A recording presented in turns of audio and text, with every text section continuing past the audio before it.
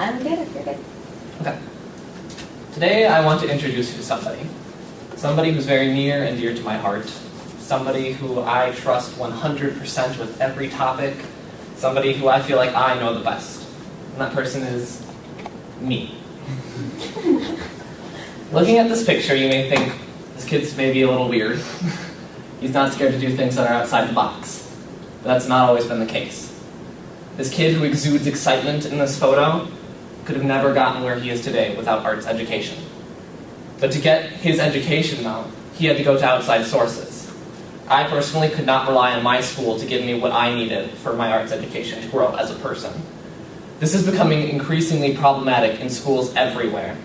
Nowadays, the world that we live in calls for so many skills that just aren't being taught to us. Just like judging each other. In the class survey that I gave you guys, 50% of you told me that only half of the class said that only you guys feel your school taught you how not to judge somebody. That's 50%. That's still an F. So we need to reintroduce theater education back into our schools. So I'm going to throw some facts your ways now. According to the Wisconsin State Journal, over $749 million have been cut from school budgets over the past 2 years alone in Wisconsin.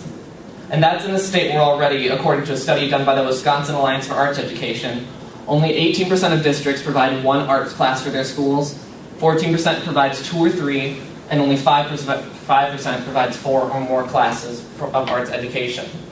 Think about that.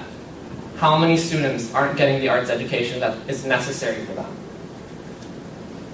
It's even been proven, according to Reinder's research, that after taking a study of 50 students and coursing and mapping their progress throughout arts education, after a couple weeks, it has been proven that there was an increase in empathy, intrinsic motivation, and navigating emotions, and altogether a higher intelligence score. This is proven facts that theater does have a positive impact on you. But if we keep on keeping on this way, we're going to, as Elliot Eisner says, continue to bias the criteria of human competence and intelligence. So what's the solution? Simple. We need to put more funding into arts education. And to help show you what I mean, we're going to go take a look back at where I found my success as a student. And that place is First Stage Children's Theater. Started back in the 90s, First Stage Children's Theater has been promoting children's arts education for years. And taking an excerpt from their homepage, I want you guys to really read this, which is why I pulled this. It said that First Stage is Wisconsin's leader in arts and education programming. First Stage is dynamic theater and education programs to promote active learning in our schools and our community, serving nearly 20,000 children every year. 20,000. That's way more than the Smart Tech campus combined. Obviously, they're doing something right. Now, some of you may know First Stage for their main stage productions down at the Performing Arts Center. But First Stage also has an academy for students in both the younger and the older adolescents. This academy goes year-round during the school day and after the school day and into the summer, along with spring break and winter break academies. And in this academy, these children will go through classes just like voice and movement, Shakespeare, musical theater, improv, even playwriting and scene design. These classes help motivate our skills that we need as a person to grow. And according to Associative Artistic and Academy Director John McClay, he agrees with Reinder's research that has proven before by saying that art has a heightened ability to change people. Active learning through drama teaches across multiple intelligences. This isn't just for math and English. This is for every other skill that we have as a person. And this feeds right into the First Stage motto itself, which is life skills through stage skills. And this is where I grew out of that shy, quiet mold that I was in when I was a little kid.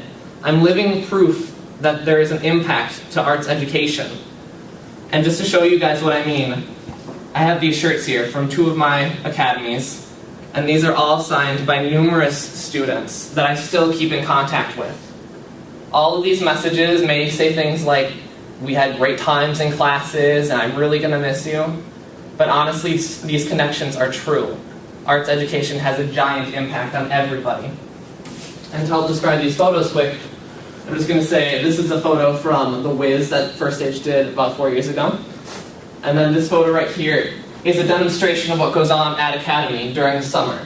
This child right here is giving an acknowledgement. And an acknowledgement is when, at the end of the day, the students will try to acknowledge somebody in their class or a staff member who they saw do a good thing, and they wanted to tell them that in person in front of everybody to let them know that. This child right here is working on an exercise with emotions during the school year programming. This exercise right here is supposed to help children understand what emotions are like for kids and how to react to them in theater. And then this picture right here, I'm right here in this photo, was after I took a group of my friends to the Utah National Shakespeare Festival, and we won first place, so obviously something's right. So in conclusion, we need to recognize that arts education is being overlooked, and that there are benefits to it. And to help solve this, we have to put more funding into this. And what's more, it is possible. Just look at First Stage. And for those who don't believe it's possible, think of the cheer that students at First Stage made up every single time that they say when they approach something new. I can't is not in my vocabulary. I take risks. I conquer my fears. And I am not afraid to lead. Thank you.